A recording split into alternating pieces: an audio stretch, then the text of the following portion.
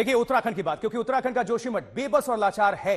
जोशीमठ के लोग बेबसी के आंसू रो रहे हैं। उनकी आंखों के सामने ही उनका आशियाना उजड़ रहा है। क्यों ना रोएं, क्यों ना घबराएं।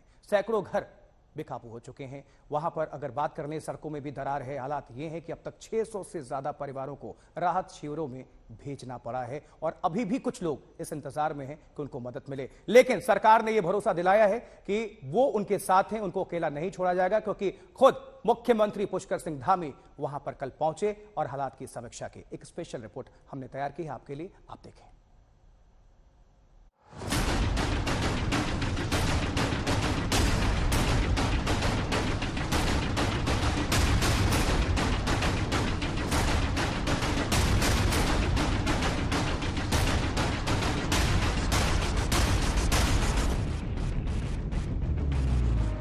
आंखों के सामने बना बनाया आशियाना उजड़ रहा है। हम लोग रोड पे हो चुके हैं, हमारे पास कुछ नहीं है। खून पसीने की कमाई से जो छत बनाई, वो सेकंड दर सेकंड दरकती जा रही है। धंसते जा रहा है, कहीं पे धंस रहा है, कहीं पे फट रहा है। दरकता जा रहा है जोशीमठ का हौसला।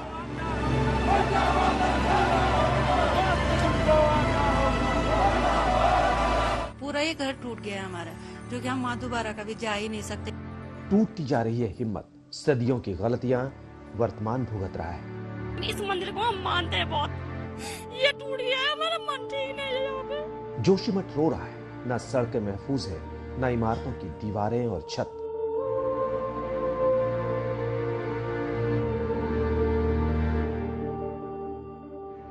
ना मंदिर बचा है, ना घर।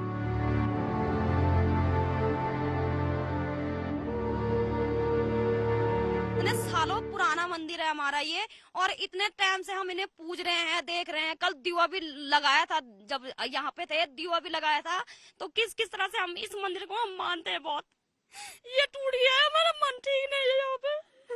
टूटने के बाद भी आप कल तक दिया जला रही थी। हाँ, यहाँ पे दीवा जलते हैं हमारे यहाँ पे। आर्टिकल भी टूट रखा है हमारा, बिल्कुल में मन बिल्कुल खराब हो चुका है। पहाड़ की जमीन जैसे जैसे खिसक रही है, वैसे वैसे यहाँ के बाशिंदों की हिम्मत जवाब दे रही है। पुरखों ने कुदरत की इस गोद में आशियाना बसाया था, खुशहाल भविष्य के सपने संजोए थे।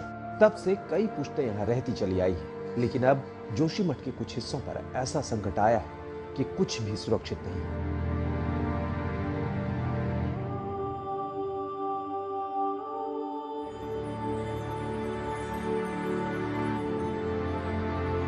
इस कमरे को देख पा रहा हूँ, इसकी तो दीवारें टूट गई हैं, बड़े बड़े छेद हो गए। उस वक्त रात को सो रहे थे जब ये टूट? सोए थे हम ऐसे। रात को कहाँ जाए भैया, हमारे पास कहीं नहीं है रहने के लिए व्यवस्था ऐसे। हम जाएं तो जाएं कहाँ ऐसे। बस यही है हमारे पास, जो हमें आपको यहाँ पे दिख रहा है। हमारे पास कुछ भी नहीं है। और यहाँ पे है मेरे जिठानी लोग रहते हैं। मनोज नाम है मेरे जिठानी का, लड़के के नाम। उसका छोटा बच्चा हुआ है, उसने किसी के घर पे रखा हुआ है स्कूल में। अभी स्कूल में हम बड़े बड़े लोग जा रखे हैं। बच्चों को हमने स्कूल से, हमने कहा यहाँ बीमार पड़ जाएगा बच्चा ऐसे, तो इसलिए हमने कहा कहीं रह ले स्कूल में ऐसे। घर की हालत तो देखो पहले ऐसे, और इधर भी वो पूरा टूट चुका है ऐसे। ये भी इसमें कुछ बचा नहीं है ऐसे। जोशीमठ का बड़ा इलाका इस आपदा की चपेट में है।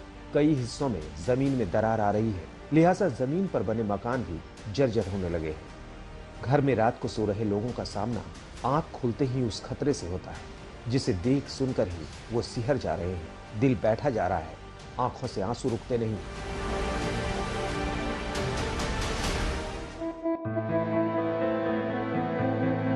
क्या करें, कहां जाए, किससे गुहार लगाएं कि बचा लो जोशीमठ को, बचा लो बद्री विशाल की इस पावन नगरी को।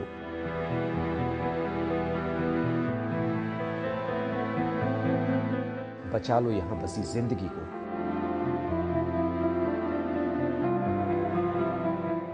देख पा रहा हूँ, इसकी तो दीवारें टूट गई हैं, बड़े बड़े छेद हो गए। उस वक्त रात को सो रहे थे जब ये टूट? सोए थे हम ऐसे। रात को कहाँ जाए भैया, हमारे पास कहीं नहीं है रहने के लिए व्यवस्था ऐसे। हम जाएं तो जाएं कहाँ ऐसे। बस यही है हमारे पास, जो हमें आपको यहाँ पे दिख रहा है। हमारे पास कुछ भी नहीं है। और यहाँ पे है मेरे जिठानी लोग रहते हैं। मनोज नाम है मेरे जिठानी का लड़के के नाम, उसका छोटा बच्चा हुआ है, उसने किसी के घर पे रखा हुआ है स्कूल में। अभी स्कूल में हम बड़े बड़े लोग जा रखे हैं, बच्चों को हमने स्कूल से हमने कहा यहाँ बीमार पड़ जाएगा बच्चा ऐसे, तो इसलिए हमने कहा कहीं रह ले स्कूल में। ऐसे घर की हालत देखो पहले ऐसे, और इधर भी वो पूरा टूट चुका है ऐसे, ये भी इसमें कुछ बचा नहीं है ऐसी। सीएम धामी आए थे तो उनके सामने उम्मीदों के आंसू बहे। लोगों ने हाथ जोड़ा, गुहार लगाई।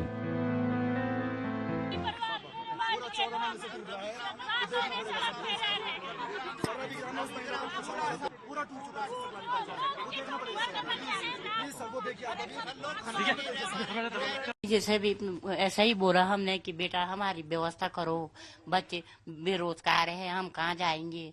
जो पैसे थे हमने हमारे कमाए हुए वो तो हमने मकान पे जमीन खरीदी, मकान बनाया, वहाँ दे दे, वहाँ लगा दे।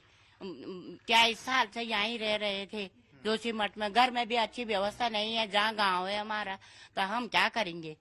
तब इसलिए हमने यही बोला कि हमारे मकान और हमको कहीं जमीन की व्यवस्था कर दो, और तुमसे वैसा भी नहीं होता तो हमारे पैसे दे दो हमको, तो हम जहाँ भी बनाएंगे, जो भी करेंगे। लोगों की उम्मीदें हैं कि इस मुश्किल घड़ी में सरकार कुछ करेगी। संकट पर सरकार की नजर भी है। जिन मकानों में दरारें आई, वहां के लोगों को राहत कैंपों में भेजा जा चुका है, लेकिन अभी भी वो लोग सदमे में हैं कि आखिर कब तक इस हालत में जिंदगी कटेगी।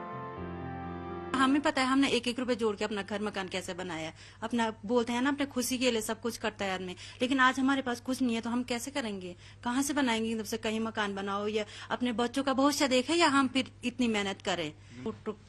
पूरा ये घर टूट गया हमारा, जो कि हम वहाँ दोबारा कभी जा ही नहीं सकते, ना ही उसको कुछ रिपेयरिंग कर सकते हैं उस मकान की।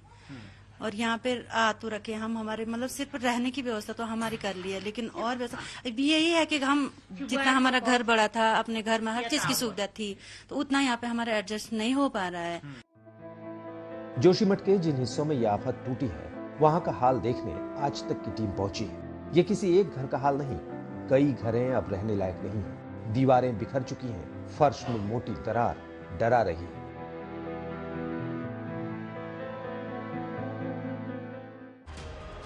जोशीमठ में ही एक मंदिर तो पूरी तरह से झुक गया, अब वहां पूजा बंद है। भक्त मायूस हैं, उनकी आंखों में सिर्फ आंसू ही आंसू है।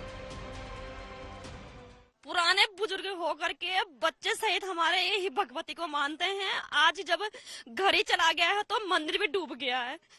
हम बस यही चाहते हैं कि बस हमें जल्द से जल्द हमें सुरक्षित पहुंचाए। बस सरकार से यही विनती है कि हमारी भी आवाज सुने आगे।